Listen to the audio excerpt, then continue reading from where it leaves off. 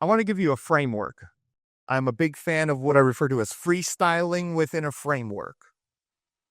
I want you to be able to freestyle within this framework. I want you to bring out your own personalities, the core values of your own businesses. I want you to be able to execute on this in your own way, but I'm going to give you the framework to do it. The first thing that starts with is mindset. Like I said, if you have faith in the outcome, you will execute. You have to have the right mindset. Forget about sales. Any salespeople in the room? How do you feel about that when I say that? Love it. Like, you're done, Jim. Forget about sales. Are you crazy? It really comes down to putting off the immediate sale. Giving yourself the time that it takes to really bring that person into your fold, into understanding your agency, and then being able to sell them when they're ready for you, not when you're ready for them. Focus on getting people to know your agency. I'll tell you a little story. So in June of 2019, I was at a mastermind, and there was a presentation on presenting at going to industry events and how to have a booth and present and things like that.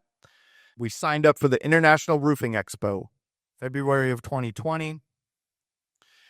And I made it my goal to get as many people that would potentially attend that event to know who we were. That's it. My goal wasn't to sell them. My goal was to get them to know who we were. Why? Because if they know who we are, if they know we exist, if they know what services we provide, they will buy from me. I have faith in that outcome.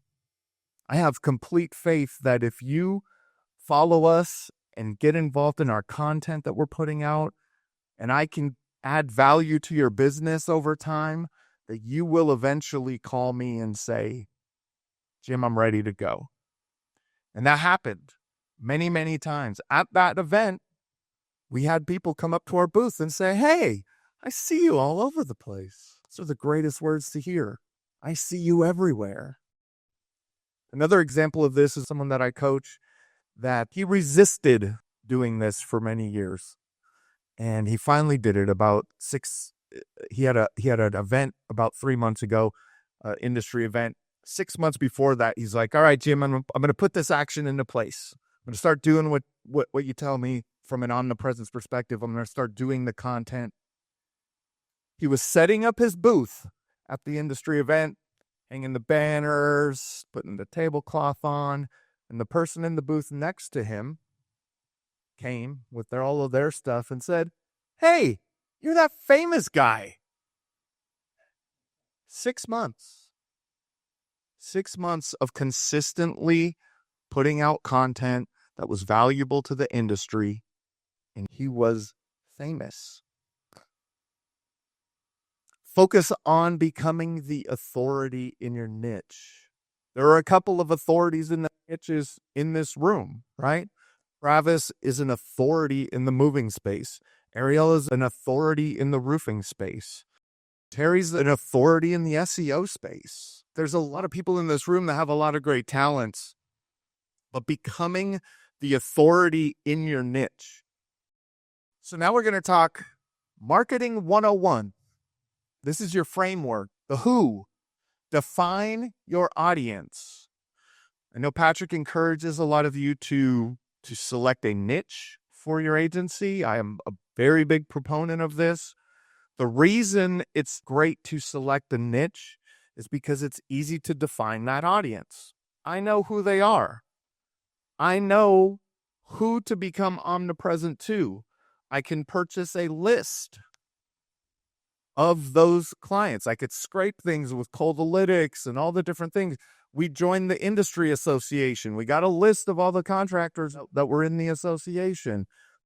I can create a Dream 100. Is anyone familiar with the Dream 100 strategy? It's a great book. Write this down. It's The Ultimate Sales Machine by by Chet Holmes. It defines the Dream 100 strategy in great detail. The essence of the Dream 100 strategy is choose your Dream 100 customers and then make them know that you exist. Send them gifts, give phone calls to them, provide them value, and that turns around into business for you with your perfect customers.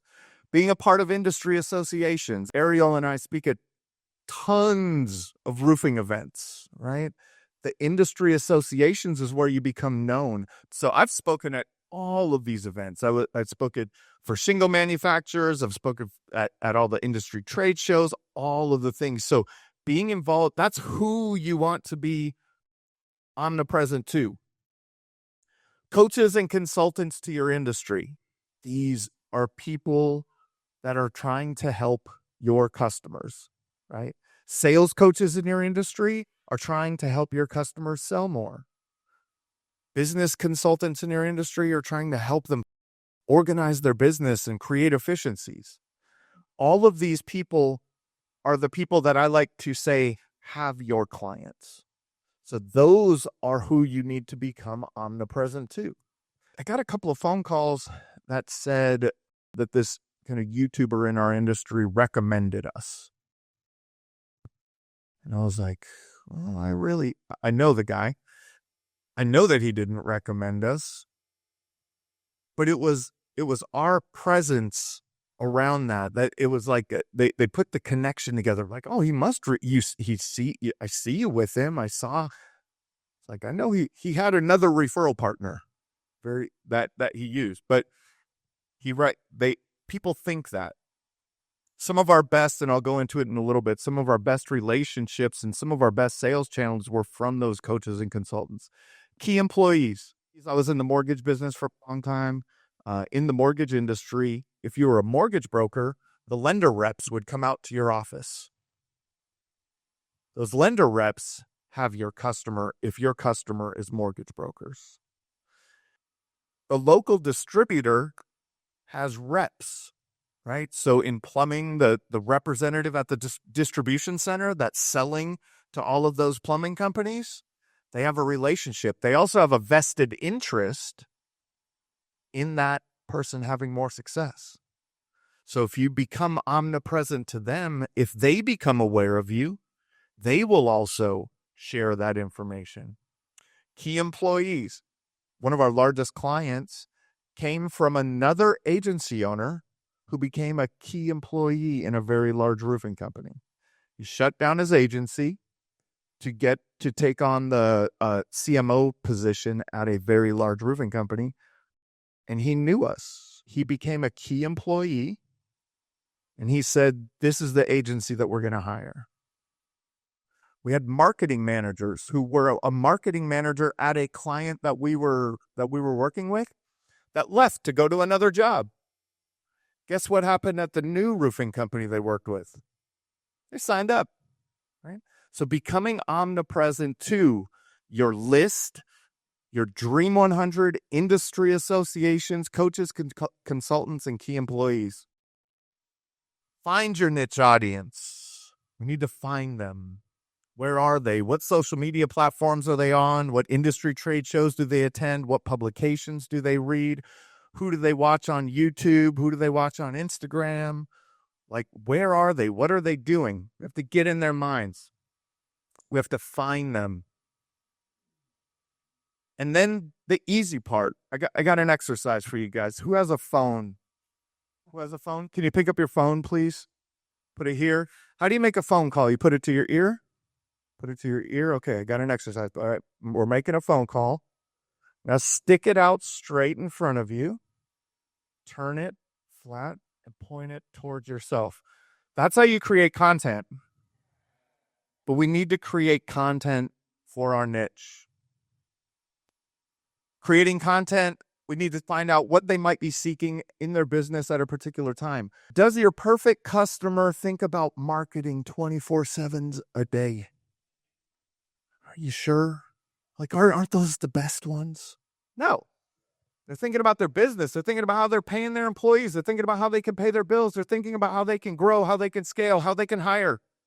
They're thinking about marketing, sales, the fulfillment of their services, HR, and finance. Those are the 5 key areas. That's what they're thinking of. Can you provide value to them around all of those topics? Say yes. Do you have to just talk about marketing? Say no. Right? Common problems that your niche might face in business, understanding basic business concepts.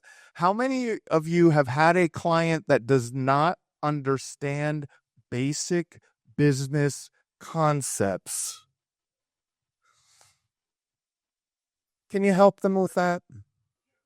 This is what we're talking about. There's a great book called They Ask You Answer. It's written by Marcus Sheridan. I have a podcast coming up with him very soon.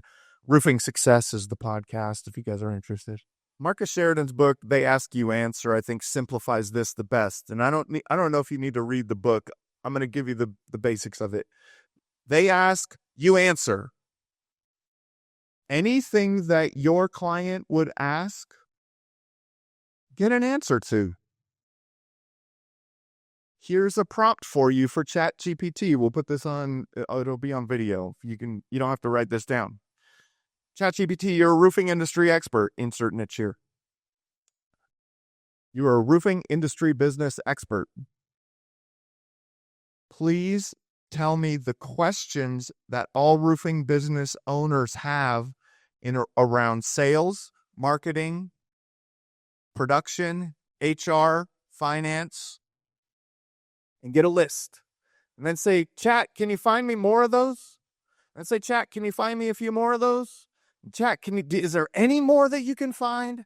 And then you end up with a list like me of 900 questions that my industry asks on a regular basis. Asking questions about the problems that they're facing. So now you know the problems that they're facing too. You know how to run your ads. You know the copy and creative to include in your ads. And my content strategy comes from Gary Vaynerchuk. It's a long content into short content. I repurpose everything. I was telling someone, I launched my podcast in October of 2018. My podcasts are about an hour long. My first podcasts, I pulled 45 59-second clips out of each 1 hour podcast. Because I wanted quantity. I wanted all of my industry to never see my smiling face. Never. It was a goal of mine. You will never not see me. So we built a bank of content of thousands and thousands and thousands and thousands of clips, and we repurposed that across all of our social media platforms. Do you guys feel like you can create a long piece of content, upload it into Opus Clip or one of those things and hit go and it'll give you some clips? It's pretty easy. Like, this has been made a lot easier than it was in the past.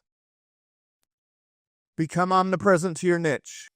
In software development, they do things called t-shirt analysis. In a t-shirt analysis, you are determining the impact that the product that you're developing, that what you're doing, the development effort that's going into it, what value or impact will that have on the users? On the other side of that, it's the lift. How much effort is it going to take to get that into play?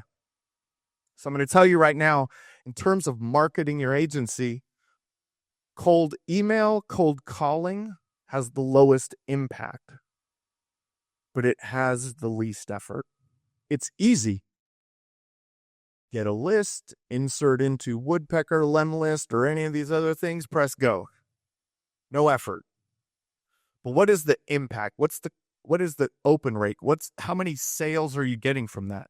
Now, you can get good at it, and you can get deals from cold emails. You can get deals from cold calling, but how many dials do you have to make? Right? It's a lot. There's a lot there.